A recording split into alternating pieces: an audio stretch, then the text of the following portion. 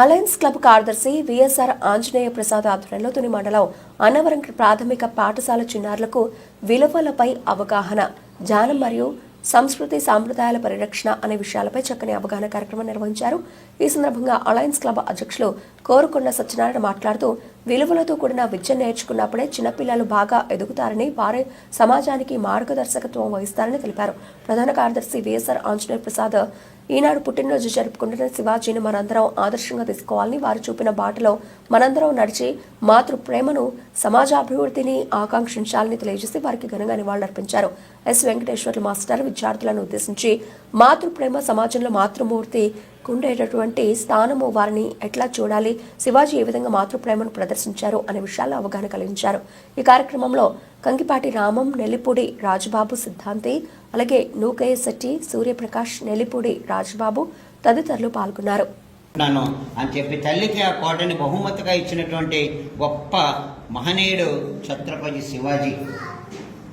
So ఇప్పుడు కూడా మీరు మీ తల్లిదండ్రులకి మాట ఇవ్వండి, అమ్మ నీ కోరిక ఏంటి, నీ కోరిక నీకేం బహుమతి కావాలని అడగండి. అమ్మ పుట్టినరోజు గుర్తు పెట్టుకుని ఎప్పుడైనా అమ్మకి ఎవరైనా జన్మదిన శుభాకాంక్షలు చెప్పారా? మీరు అమ్మ హ్యాపీ బర్త్డే అని అన్నారా? నాన్న హ్యాపీ బర్త్డే అని అన్నారా? మరి మీకు ఏం గిఫ్ట్ కావాలని అడగలేదా? అమ్మ అంటే అమ్మకి నాన్నకి ఇచ్చే గిఫ్ట్లు ఈ చాక్లెట్లు, పెన్సిల్స్, పెన్నులు, బల్లిగుండ్లు కాదు. వాళ్ళకి చెప్పలేని కోరికలు మనసులో ఉంటాయి. ఇప్పుడు శివాజీ ఎలాగైతే తల్లి జిజియాబాయిని అడిగాడో మీరు కూడా ఈసారి అలాగే అడగండి.